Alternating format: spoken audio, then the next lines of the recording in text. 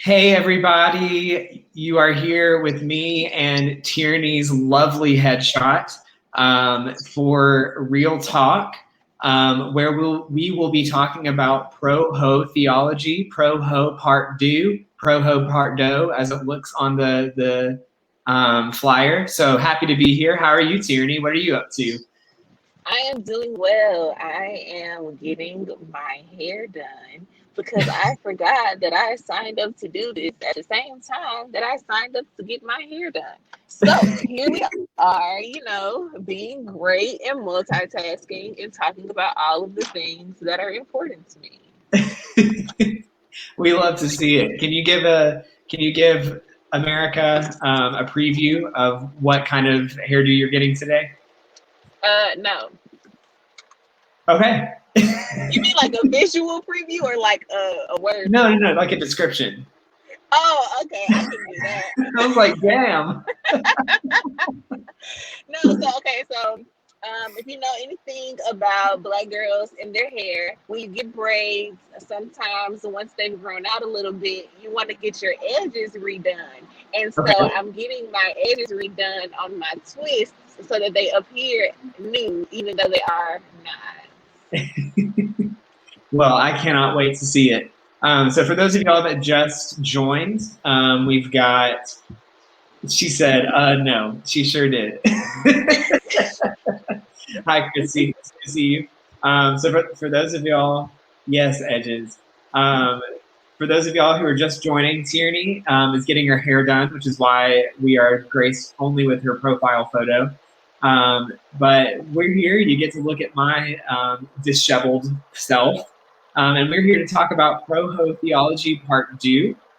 So for those of y'all who follow us on Holy Smokes and follow that podcast, we talked about this a week ago as it was the subject of that episode called Pro-Heaux theology. It's a thing. And just because I think it's such a fascinating topic, and also I think it's such an important one, just wanted to give Tierney primarily a platform to talk about it some more, but then really just to talk about how this womanist-inspired, invented theology can be meaningful to people who don't fall within that category as well, such as myself.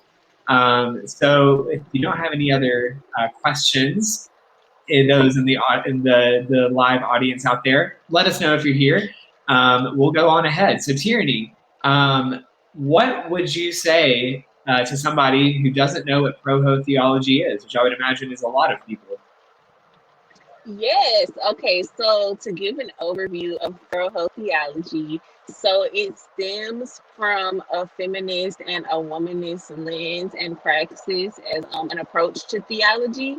And so for some feminists, Pro-Heaux theology is only pro-sex work. So they're saying that pro-sex work is okay and would not be condemned by God. And for me, as someone who identifies as a womanist, I ascribe to a broader definition of pro-Heaux theology that does not just say pro-sex work. It says pro, as I said in the podcast, do whatever your grown consenting self want to do with other grown consenting adults. But just saying that if consent is on both sides, and all parties involved, then you can engage in sexual relationships with whomever and however many people you want to, and that is not something that is condemned by God, as long as the consent part is met. And so, to talk a little bit about womanism and feminism and the difference between those two, just to make sure we're all on the same page. Most people are pretty familiar with what feminism is. And so feminism has a history of being racist towards Black women because sometimes white women have a tendency to censor their whiteness over their gender. And so they are oppressive to women of color in the fight for feminism. And so womanism is for us, by us. So it is Black women who are fighting against sexism, racism, and classism. And it's fighting for the same major and ultimate goals of feminism, but it's doing so in a way that is created for us and by us, and that doesn't necessarily have to work inside the system of feminism as it has created its own system. So ultimately, the goals and the desires are very much similar and sometimes the same, but it's basically like a systemic thing. So it's like, do I want to fight inside the system of feminism as some Black feminists do, or do I want to fight in the system, from the system and the lens of womanism? Beautiful. I think that answers the question. No, I think you did. I have some follow-up questions though. So I want to start with womanism. When roughly did womanism become a thing? Like the who's, the what's, the when's, all of that. Okay, yeah. So the term womanist was coined by Alice Walker in 1983 in her book In Search of Our Mother's Gardens.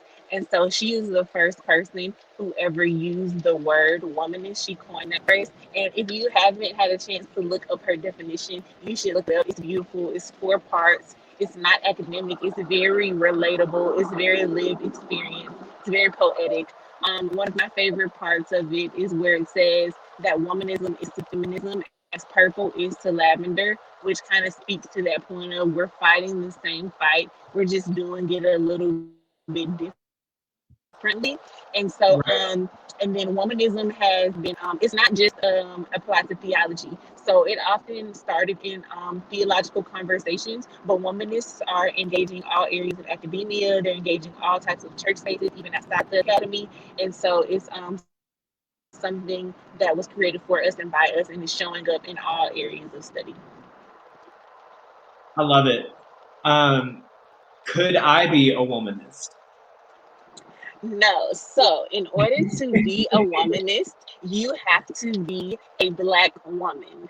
And so men and women who are not Black can be allies of womanism, and they can be like our womanist cousins and our womanist brethren, and people who are committed to seeking justice the same as we are, but they cannot identify themselves as a womanist.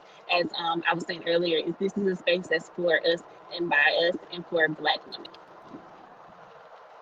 So why is it then that a man could, and I know there's debate on this, but it's more accepted within feminism for people who don't identify as women to call themselves feminists? Like I can call myself a feminist. Why is it that womanism is more contextual and does have that requirement?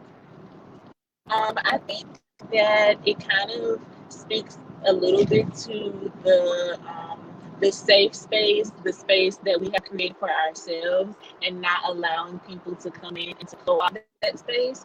And so I think that by having a space that centers us and that affirms us in that unique way, just speaks to it being a place that has a safe first. And of course, that doesn't that's not a foolproof answer, because sometimes women can not be safe towards one another, which is not the ideal, which is not the goal, but sometimes that does happen. And so not saying that that is foolproof and that nobody will ever get hurt based on a womanist conversation, or a womanist will never do anything to like offend them or anything like that. But I think that the reason that it's for us and by us is to eliminate that ability for it to be co-opted or taken over by somebody else. I love it.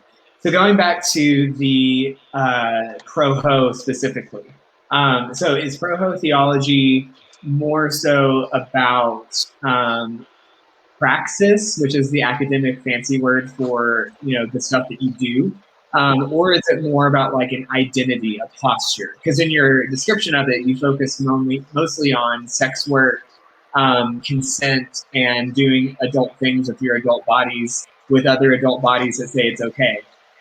So is it more so about like the specific actions, or is it that and an identity question?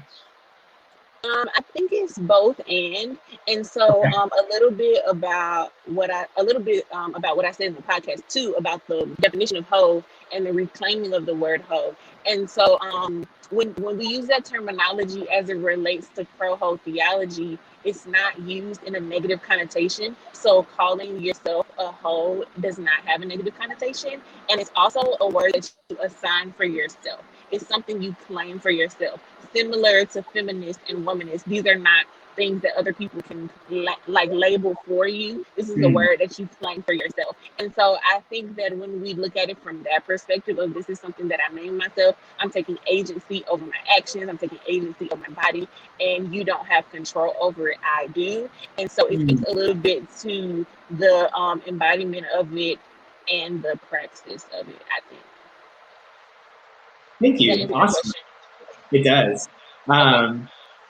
So, hoe, I guess here, I'll start with this question. How would you say hoe, besides a gardening tool, we made that joke last week, and we're still recovering from it, apart from this feminist, womanist reclaiming of the word, what would you say is the like quote unquote traditional definition of hoe? I think that the traditional understanding of it is someone who's loose, someone who engages in casual sex with multiple people, sometimes for money, sometimes not for money. And just like if I think about it from like a generational or a stereotypical standpoint, is somebody who's out here doing all of the things with whomever they want to do them with. And it's kind of, and it has that negative stereotype of you not being able to, like, you know, you're not committing to whatever relationship it is you want to be in. You just out here, like, as people say, living your life, or, you know, having fun and things. And so someone who's loose, sowing your wild oats. Free. Yeah, sowing your wild. So the things that men get praised for, you call it hoe for. Got it. So if that's the case, and if it's somebody who's loose, sexual partners, all those things you said, men, people who identify as men, people who are on whatever end of the spectrum is not woman, can be hoes. Why does it matter that it's women specifically using that word in a reclaimed fashion and in a way to construct a theology? Okay, that's a great question. So men being promiscuous or loose doesn't have a negative connotation. And if they're doing it, they don't get called a hoe. They get called a player. They get dapped up. They're like, hey, you doing your thing. You're doing what you're supposed to do. You're doing what men do, blah, blah, blah. And so for them, this has never come with a negative stereotype or a negative connotation. It wasn't used to label them or degrade them or minimize them in any way. And so since we live in a patriarchal society, it has been done that way for women, and being able to be free and to be sexually liberated has not been something that women are supposed to do based on our socialization. And so for the reclamation of this word, the reason it's so important for women is because that's who it's been most used to harm. So the concept of hoe, if you think about it from a traditional standpoint, doesn't even apply to men. It only applies to women, because men can just be out here doing whatever it is they want to do, and people are going to applaud them for that. Like, they're getting it out of their system before they decide to commit to something, as opposed to just, you know, living their lives and engaging in whatever they want to do. And so they didn't have that negative stereotype or connotation to it when it did, which is why the reclamation of the word is so important. Gotcha. So why does it matter then that it's Black women particularly? Because I would imagine there's even different applications, implications of that word specifically for Black women than certainly for white women, but even other women of color. And it looks like we might have lost Tierney. So I will continue. Oh, there you are. Wait, I'm still here. I didn't hear the end of your question though. Okay, so the end of my question was, so you just beautifully let us know why it matters that women are reclaiming the word hoe, and why it wouldn't matter and doesn't matter if men are called hoe or trying to reclaim that word, so that would be pointless.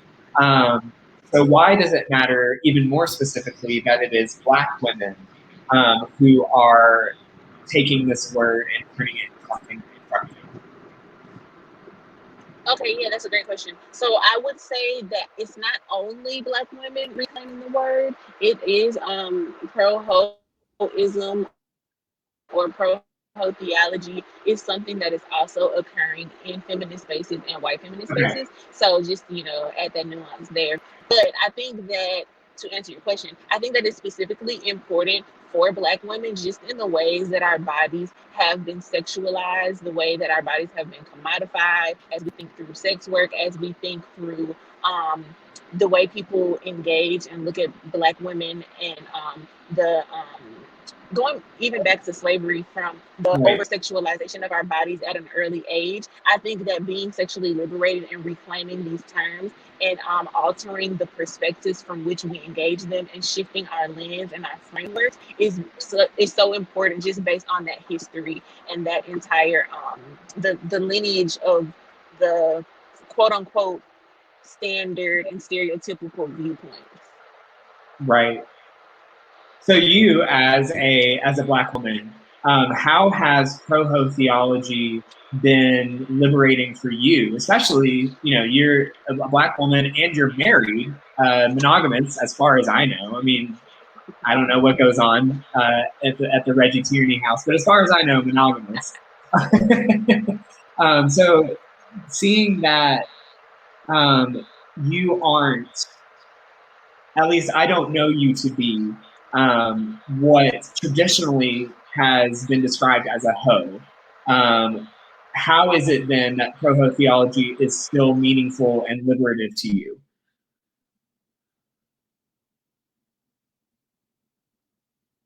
Relationship with my husband, and so I would Can say, you start your answer? You kind of hopped out there for a second. okay, hold on 1 second. Let me switch something and see if it fixes it. Okay.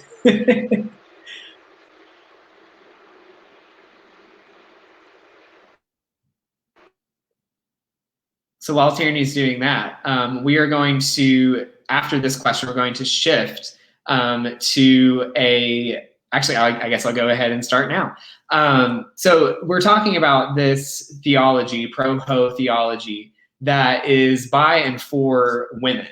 But in the lineage of academic theory, right? So in the lineage of, feminist theory to womanist theory to eventually queer theory, which is where I come in as a gay man, as a gay Christian man, we see that you wouldn't have queer theory if it weren't for feminist and womanist theory. You wouldn't really have how we have received these lines of questioning that really call into question the structures of gender, that really call into question the structures of sexuality, and how these two things relate to one another, how they construct society, how they create norms and narratives that people adhere to, defy.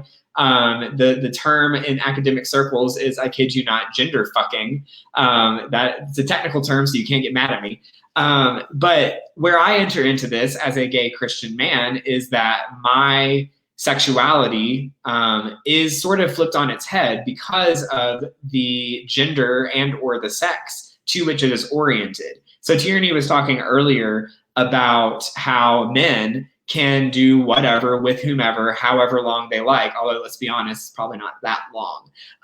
But as long as they're able to, with as many women as they want to. And Hoe doesn't exactly apply to them. But I would say that doesn't hold true as much with queer men, men who have sex with men, because our sexuality is hoe-ish. It is outside the bounds of what is considered acceptable, normal sexuality, just by virtue of its existence. So even before a queer man, a man who has sex with men, engages in sex, he is deemed as a hoe, and we're going to get back to that more. So there's a little preview for you because Tierney has rejoined the stream. Hi, Tierney. Hi, sorry about that. Technical difficulties. That is okay. I just gave them a little taste of where the conversation is going. So now that you're back, the question was, why is it that Pro-Heaux theology is liberative and meaningful to you as somebody who in some ways would not fit into what the traditional definition of hoe is? Yes, that's a great question. So for me, I try to work on being the best ally that I can, and acknowledging my blind spots, and also learning more about things that don't necessarily apply to me, but apply to the broader audience and people that I care about. And so in an attempt to do that and be a good ally, these are the types of things that I like to study and to be like knowledgeable about, so that I can stand up for people whose life and lived experience are different than mine, because sometimes it's easier to speak up and speak out and speak against things that don't specifically apply to you, because it doesn't like labor you in the same way. And so that's kind of where my desire to learn more about this came from, and just my desire as a whole to be a better ally for other marginalized groups of people. That's beautiful. So who do you think would fall under a category of marginalization, minoritization, who would stand to be liberated by Pro-Heaux theology? Like who exactly would it be that you're standing up for in learning more about and advocating for Pro-Heaux theology? People who engage in sex work, people who are not in monogamous relationships, people who are sexually liberated in a way that they have multiple partners, people who are queer, et cetera, et cetera, et cetera. So what would you say to somebody, and I'm not that somebody, but what would you say to somebody who would clap back at that and say, well, you know, sex workers, they're making that choice, and people who are in non-monogamous relationships, like they just need to choose better. They're not being oppressed, they're just making mistakes. Like, what would you say that's PG rated to somebody who might retort with that? Since these are sort of, you know, on the fringes conversations that I think are becoming more mainstream. But how is it that these folks are actually oppressed and not simply just making, you know, out of the bounds choices? Yeah, that's a loaded question, but I will do my best to answer it. So I would push back and say that everyone who engages in sex work isn't doing it from a position of choosing to. Okay. And so I'll just leave that there. And then for people who are not in monogamous relationships, I don't think that that has to necessarily be a choice as well. I think that it could be, and that there's nothing wrong with that. But I think that for some people, polyamory, polygamy, those different types of things might not necessarily be a choice. And I think you have to engage in those conversations on a case by case basis, because this isn't monolithic. So like everyone isn't going to fit into a nice category or a nice box as it relates to their sexuality and the way in which they express it and the people that they want to have sex with. And so I think that it's a case by case situation, but I also think that if people would mind the business that pays them, then, you know, this would be a lot easier. So much would be so much easier. We wouldn't be talking here today. We'd probably be sipping a Mai Tai somewhere. I guess in my case, it'd be a mojito. That's my like beach drink of choice. What's yours? Margarita is my drink of choice, no matter the location. So at a Christmas party, you're rolling up and you're like, get the eggnog out of here. I want a Mary the Virgin margarita. No, I don't like eggnog. If it's Christmas, just make my margarita red. You know. Duly noted. So, dang, I had a question, but then I started talking about alcohol. It's very on brand. We're talking about people minding the business that pays them, if that helps you remember your question. That does help me remember my question, yes. So how, thinking about the question of allyship, so you were talking about being an ally to people, and you went through that list of people that Pro-Heaux theology can seek to liberate, or at the very least help survive. How can a non-Black, non-woman person, so like me, be an ally to womanists and womanism without, infringing on the very necessary boundaries that have been established. Right, and I don't think you have to label yourself a womanist to do the work of womanism, because that would completely defeat the purpose of us not being, of people who are not Black women being able to allow themselves to name themselves that way. So I don't think you have to be a womanist to do the work of womanism. And so I think that the quickest answer for how to show up in allyship is starting by, if you see something, say something. So oftentimes, if there's conversations going on around you, if you see someone on social media that's saying something that's racist, sexist, or classist, and you have the bandwidth to engage them in a conversation, do so. Sometimes people's arrogance is on display and very loud, and some people are speaking from a place where they don't know any better, and some people are speaking from a place where they just don't care to learn any different. And so, of course, you need to acknowledge the difference and engage conversations with different people in different ways. But I think that starting with, if you see something, say something, is a great way to show up in your allyship. But that would require that you know what you're talking about. So you would have to have done the research in order to be able to back up your arguments, because we don't want you out here, saying things that don't make any sense or don't actually pertain to the argument at hand, and then that just makes everybody look bad. Right, and then the people who are being problematic will just have the upper hand by virtue of them being trolls. Correct. Yes. That's very helpful. I remember last semester, you and I at Mercer University's McAfee School of Theology, Cecil B. Day Graduate Professional Campus in Atlanta, Georgia, took Dr. Angela Parker's Womanist, Feminist, Queer Biblical Hermeneutics class together. Say what? Oh, can you say that again? I didn't hear you, but I guess it was me because you were still talking. No, I was just listing the fact that we were in a class on our campus.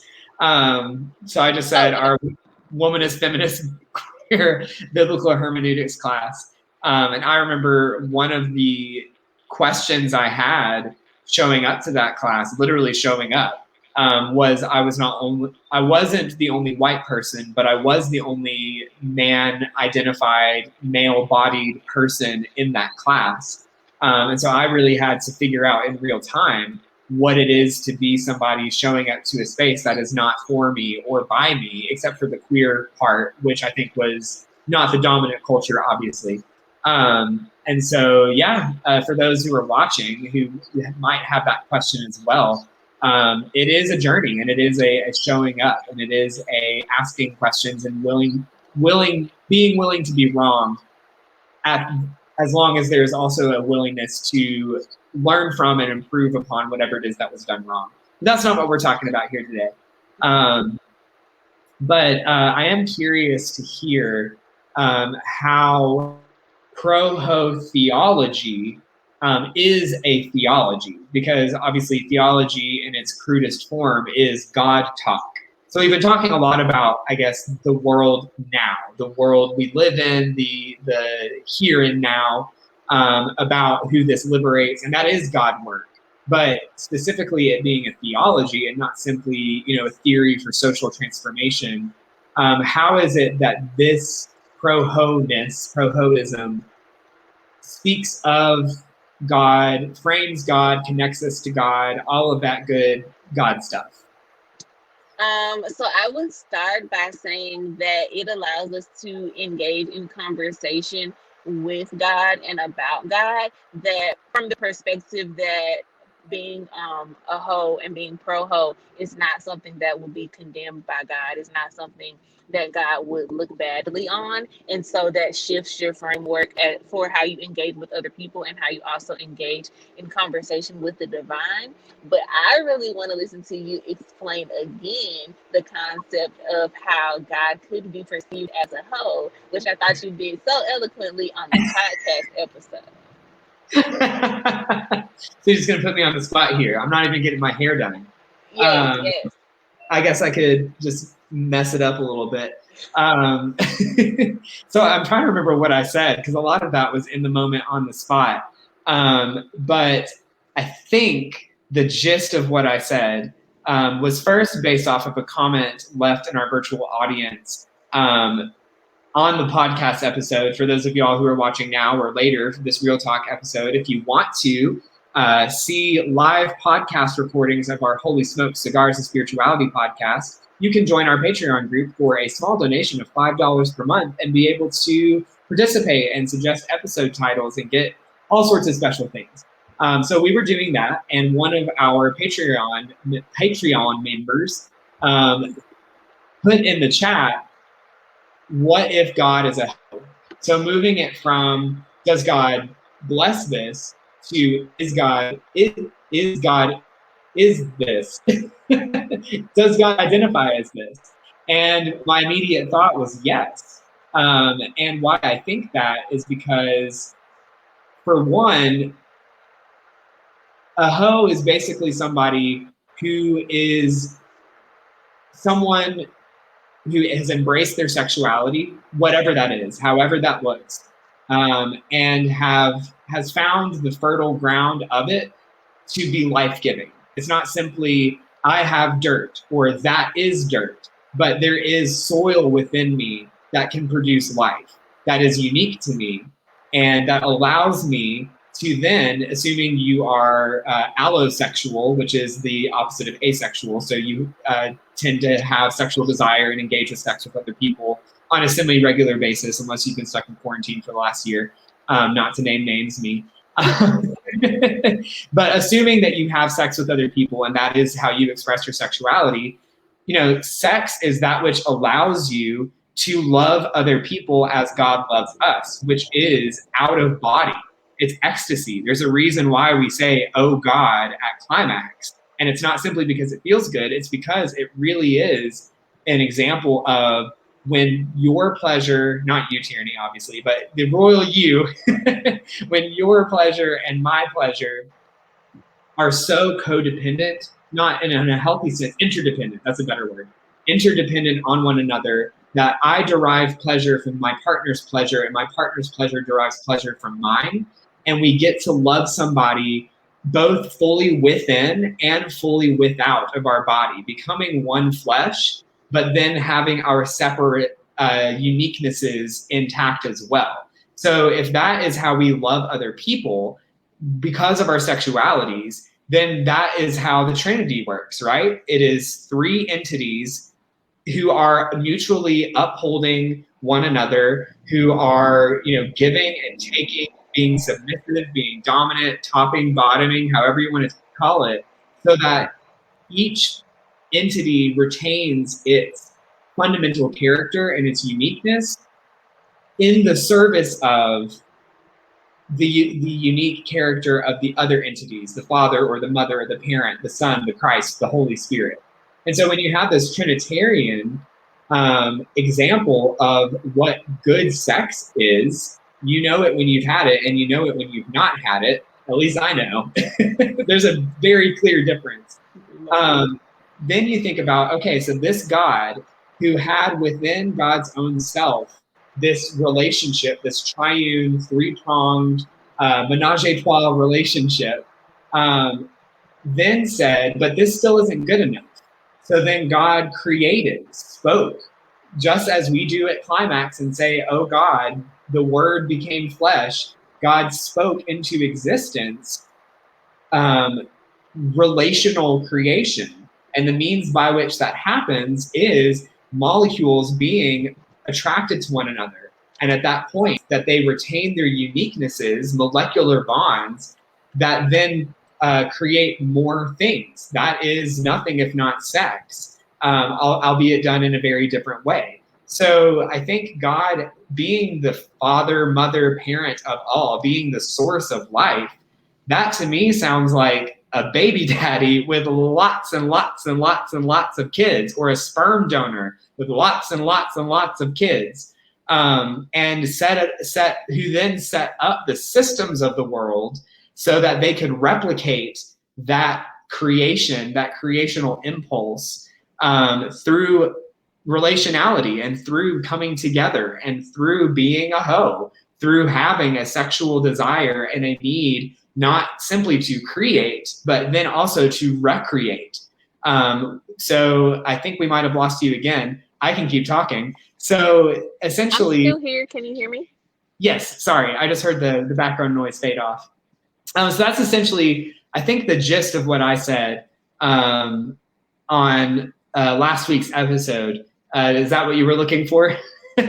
Yes, and I think that if we even get into the conversation of like pleasure and how all pleasure Yes. isn't sexual and how it can be but it doesn't have to be, and you know how sex isn't only for procreation, like the nuances to that conversation and the concept of God being a hoe as we think critically through all of those parts, I think can really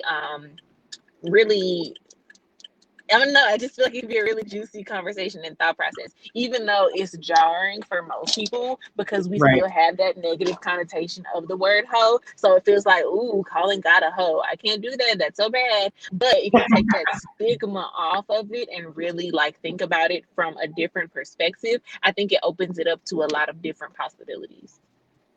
Absolutely.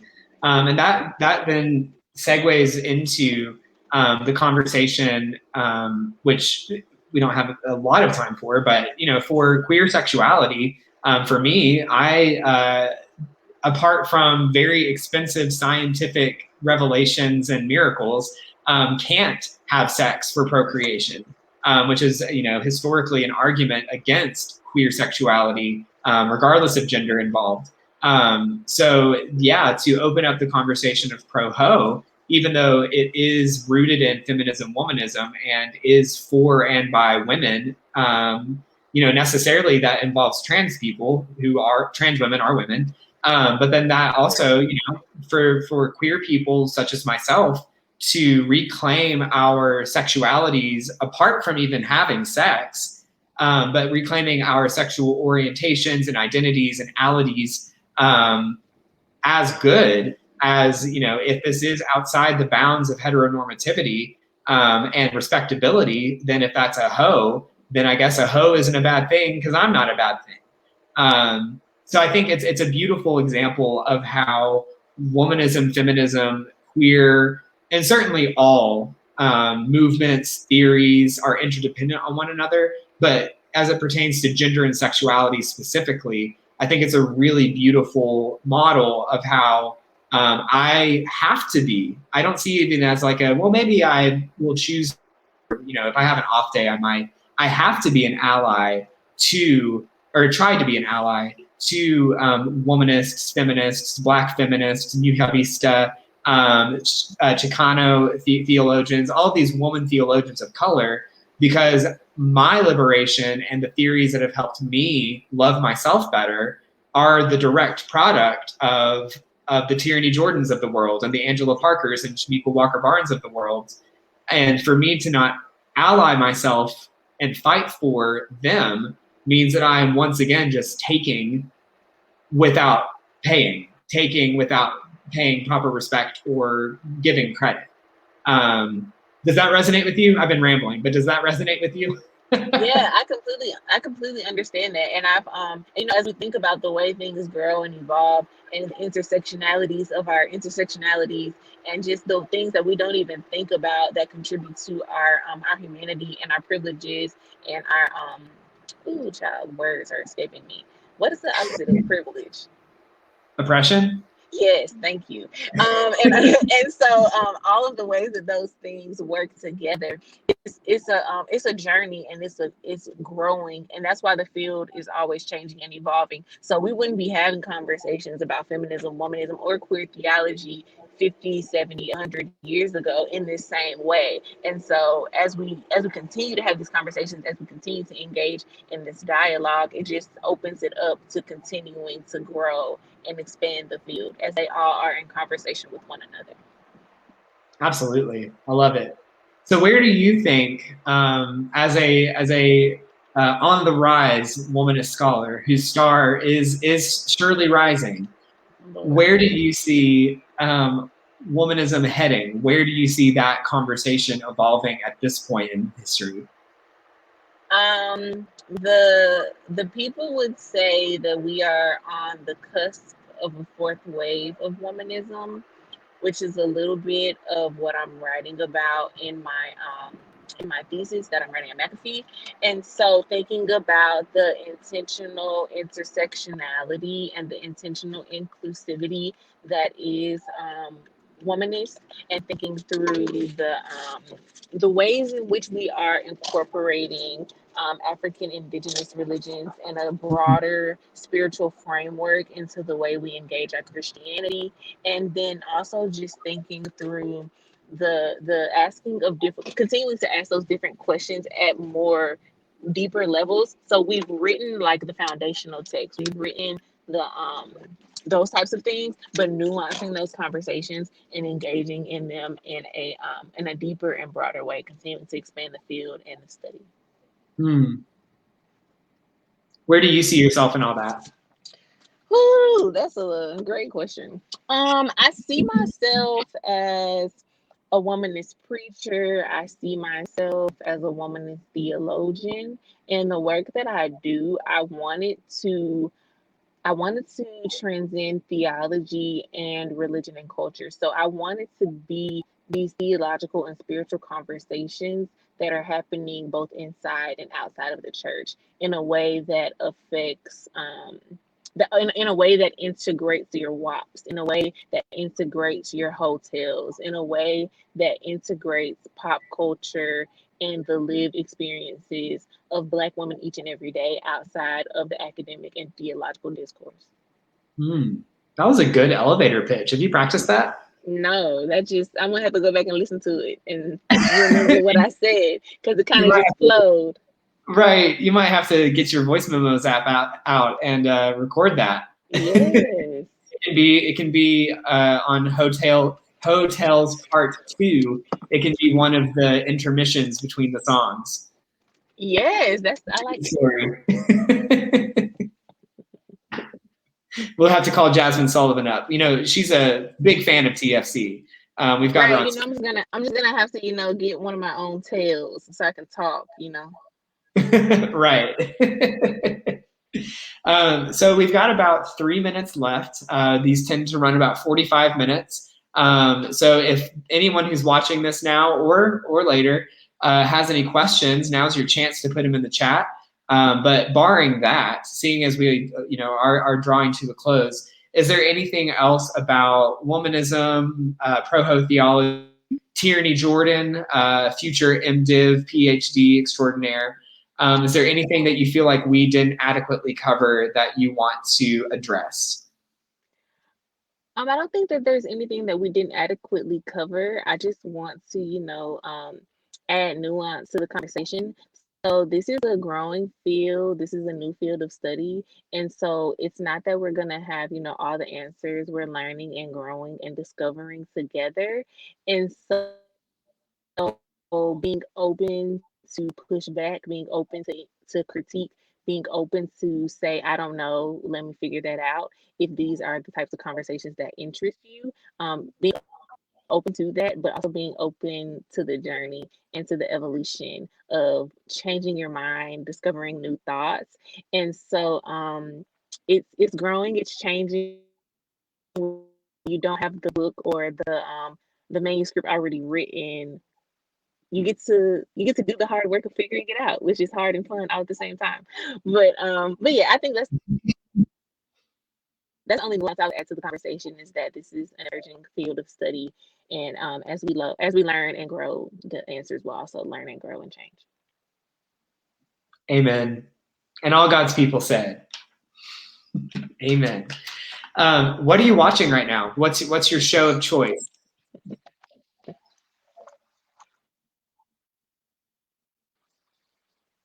Hello? Oh, dang. What's that show on Netflix called? It's about these two women who've been friends since they were kids. Can you hear me? Yes. Two women friends since they were kids. Is it lagging? Oh, okay. So there's a show on Netflix that has these two women who've known each other. Who's to say? The Good Witch, which was on Hallmark, and so yes, now I'm watching this new show. I love it. I am watching, as I've been telling everybody, Cosby Show all the way through, and I'm loving it. But that's nothing new. You don't need to really tell people what that is. But anyway, we have been Tierney Jordan and Grayson Hester. Anyway, she is the producer. What's your official title at TFC?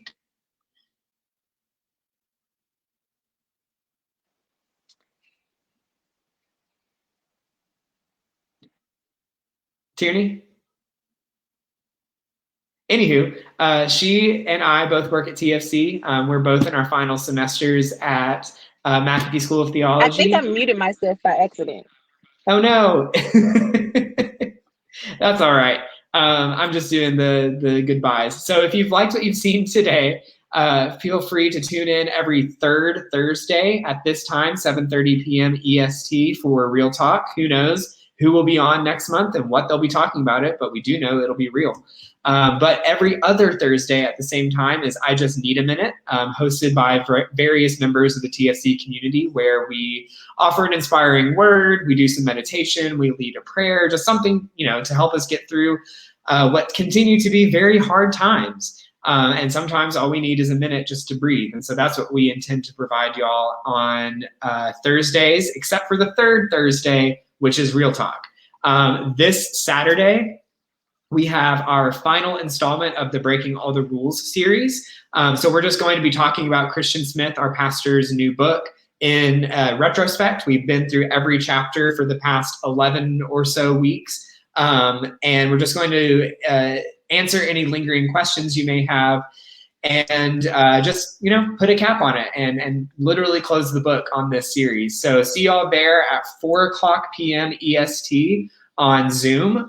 You can go to our Facebook page or our Instagram under our link tree and find that link. And then this Sunday at 7:00 p.m. EST, we're going to be watching Love, Simon for our virtual watch party for February. One of my personal favorite movies ever, so I'm really excited about that. That will be on our Faith and Film Connection Group Facebook page, or Facebook group. Also, you can find that on our Facebook or our Instagram. And the movie is on Hulu. So if you have Hulu, you can watch it there. And if you don't have Hulu, you can bum it off a friend. We all do it.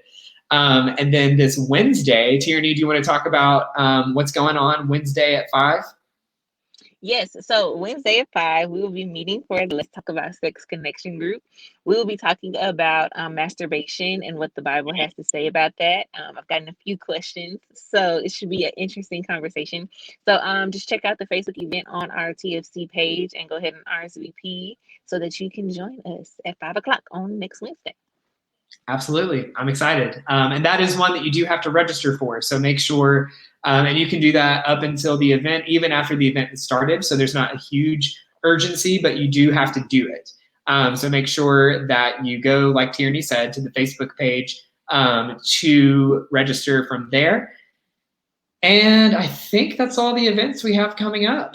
So yeah, you can text disruptive to a number that I have forgotten, but you can find it on all of our stuff. It has changed recently if you want to stay connected, or you can find us at TFCATL or thefaithcommunity.org, and you will see the number you can text for all of our good updates and information.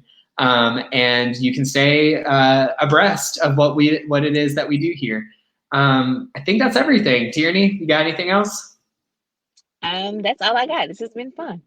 It has been fun. Thanks for doing this and for sharing with us your knowledge. Yes.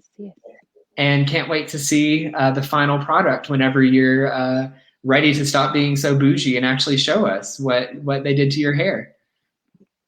Yes, at a later time. Indeed. All right. Take care, everybody.